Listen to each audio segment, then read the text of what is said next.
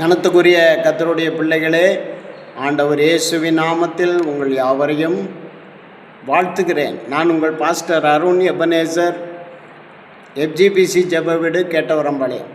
இன்னும் ஒரு கருத்துமிக்க கதையை உங்களுக்கு சொல்லி உங்களை உற்சாகப்படுத்த விரும்புகிறேன். அன்பு பிள்ளைகளே, இதை கவனிங்க. கவனித்து இதன் வழியில் நீங்கள் நடக்கணும்.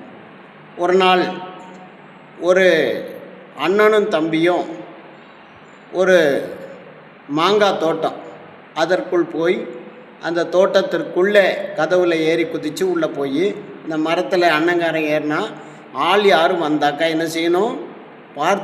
ஆள் பார்க்குறாங்கன்னு சொல்லிட்டா நான் மெதுவாக இறங்கிடுவேன், நம்ம தப்பிச்சு போயிடலாம் என்று சொல்லி அந்த அண்ணங்காரன் சொன்னான். சொல்லிவிட்டு மேலே ஏறி மாங்காய் பறிக்கிறான். உடனே இவன் இந்த சின்ன தம்பி என்ன பண்ணான்?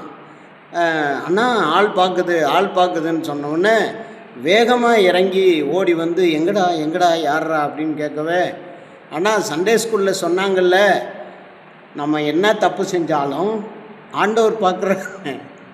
அந்த மாதிரி நமக்கு ஆண்டவர் பார்க்குறாருங்கிற ஞாபகம் எனக்கு வந்துச்சு.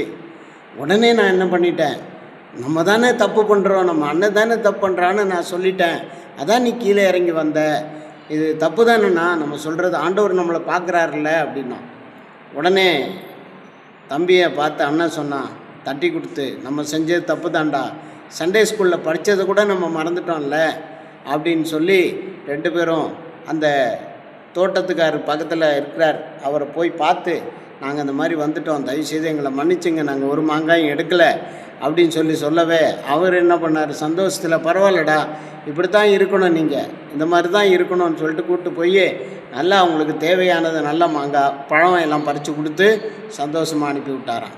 அன்பானவர்களே, நம்முடைய பிள்ளைகள் கூட அதிகமாக சண்டே ஸ்கூல் போகட்டும், சண்டே ஸ்கூல் போக தடை பண்ணாதீங்க.